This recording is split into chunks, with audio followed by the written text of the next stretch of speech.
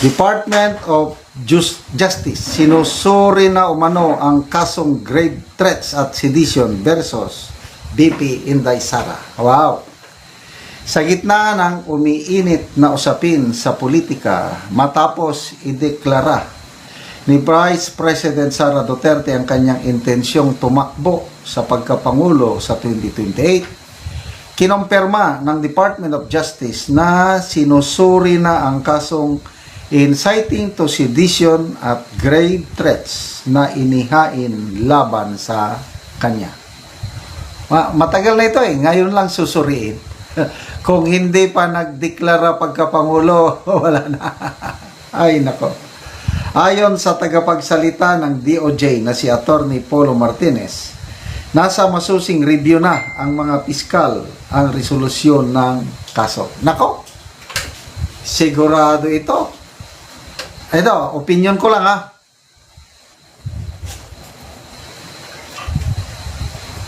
Baka i-indict nila si BP Sara. Opinion ko lang ito. I hope I am wrong. Sasampahan ng kaso. Sedition and grave threats. Sabi, the only ones who know are the prosecutors in charge, pati yung division head under review, meaning inaalam kung tama yung resolution na dismissal or filing. Kailan ba ito? Nung ikinulong nila si Attorney Laika Lopez, di ba? 2024 pa yun. Tapos hanggang ngayon pa i-review.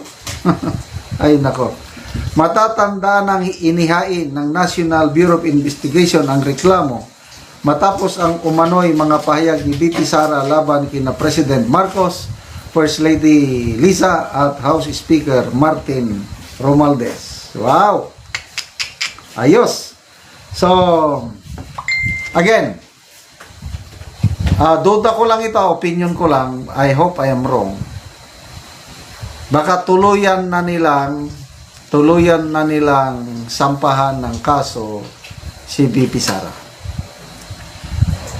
So ano ang magiging epekto nito pag lalabas ang resolusyon ng piskal? DOJ index BP Sara grave threat and sedition or inciting to sedition kaya. Ano ba ang sedition? Sandali tignan ko. Okay, so sinerch ko dito, ano ba yung sedition? Kasi yung grave threats, madali lang yun. Nakapagbitaw ka lang, parang nananakot ka. Parang si Tatay Digong noon, kinasuhan ni Franz Castro ng grave threats, binasura. So itong posibleng ikakaso kay BP Sara, grave threats at sedition. So, ang sedition is a serious legal offense involving conduct, speech, or organization that incites public tumultuous uprising or encourages rebellion against established lawful authority.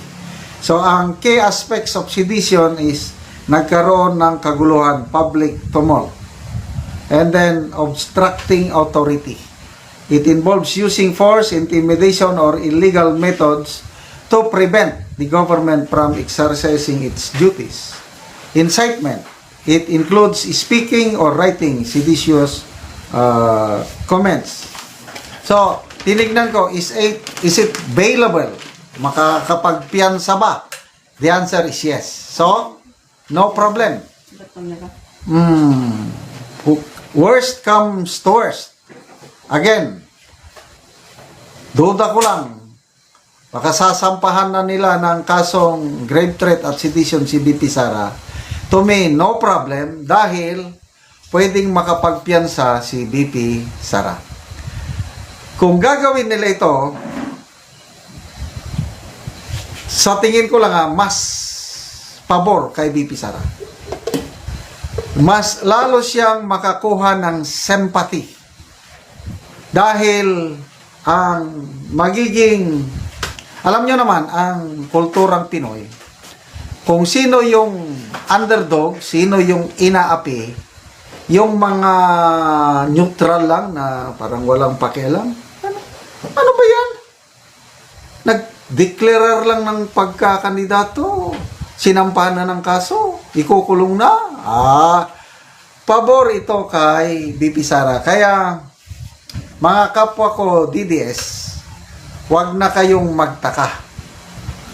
Kung sasampahan man nila ng kaso si BP Sara nang dahil sa salita niya noon na if I am assassinated, kung mamamatay ako, yon, meron akong nakontak na re-raise back para sa akin. Yun na yung basihan nila na nire-review ngayon. Bakit ngayon pa, ang tagal na nun, magdadalawang taon na, hinintay pa nila na magdeklarar ng presidential bid si BP Sara. Isa pang question dyan is yung biglaan na pag-appoint sa isang dating DDS PDP Secretary General. Alam niya ang galawan ng mga Duterte. Kailang ngayon is anti-Duterte na siya. Bigla siyang inappoint na NBI Director the day after nag-declare si BP Sara na magtakbong presidente. So, may mga political observers, analysts, nagko-comment na kaduda-duda. So, ano yan? May niluluto? Sige, bring it on. Sa tingin ko, bago nagsalita si BP Sara, nagdeklara ang kanyang kandidatura. Na tansya na nila yan, natimbang-timbang na nila yan, at nakanda. Let's get ready to rumble! Bloodbath, ito na. Simula na, makakapanood na tayo ng bloodbath. Laban lang, mga kapwa ko, DDS. Department of Foreign Affairs nanawagan sa mga Pilipinong nasa abroad na ipagbigay alam sa kanila o sa mga embahada kung sakaling makita at may malaman silang impormasyon kaugnay sa kinaroroonan ni Saldico. So, ito ang comment ni Kipicho. Billions in confidential funds and intelligence funds, lalo na sa Pangulo, pinakamalaki. And our Department of Foreign Affairs has been reduced to looking for Saldico this way just because John Vic Rimulya said DILG is no longer responsible. Ano ba yan? Nag-surrender na si Secretary John Vic? Hindi. Nung una wala kaming sasantuhin. Huhuliin namin kayo. Ganun siya Nung bagong upo siyang DILG, tapos nandyan na yung mga warrant of arrest. Very confident siya Hindi daw makakapagtako. Ngayon, ano yan? Hindi na hindi na siya responsible. So, sinong responsible? PNP? Basta, Marcos admin. Mahina. Anong silbi yung tanong, mga OFWs natin, handa ba silang tumulong sa pagbigay ng informasyon? Ay, nako. Tingnan natin ang reaksyon ng taong bayan. 5,600 ang nag-react, 4,600 ang tumatawa, 46 ang galit, 992 lang ang nag-like. Ganyan ka liit, mga 90% ang hindi naniniwala dito sa panawagan ng Administrasyong Marcos. Basa tayo sa mga comments. Kerwin Guevara, OFW ito, sabi niya, bakit namin sasabihin? Eh mismo yung magpinsan ang nagpatakas dyan. Oo nga. Pinatakas nila eh. Ngayon, nung naipit sila, gusto na nilang magpakitang gilas. Huhuliin kunuhay. Eh, drama-drama lang yan. Di ba? McCoy naladig. Nasaan ang intelligence funds? Bots Ong Lazaro. Ayaw nila mag-effort na hanapin pa, baka tumistigo pa. Halatado naman ang galawan nila. Manny Kanama. That's pure drama in the making. Ayaw naman nila pauwin si Ko kasi baka kumanta pa. Raul Roa. Hehehe, nung kakampi pa ng admin si Saldico, kahit saan magpunta may nagre-report. O nga no? Oh, nung hindi pa siya nagsalita, nung hindi pa nila iniipit si Saldico, nung wala pa siyang warrant of arrest, ayaw nilang i-cancel ang passport. Ang mga OFWs talagang sinasadya nila. May mga napapanood akong Facebook reel. OFW sa Europe, mga kaibigan. Manmanan natin na baka nandito si Saldico. Nandyan yung building na yan. Papasukin natin.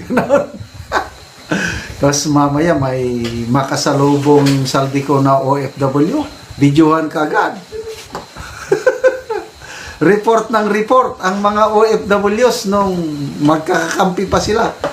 Eh nung lumaban na si Saldico, nung nagsalita na siya, binulgar niya na ang nalalaman. No? Marami ng OFWs na kumampi kay Saldico. Ay, nako. Ngayon, bumaliktad na. Wala nang gustong mag-report. Hindi ba kayo nakakahalata? Francis Estioco.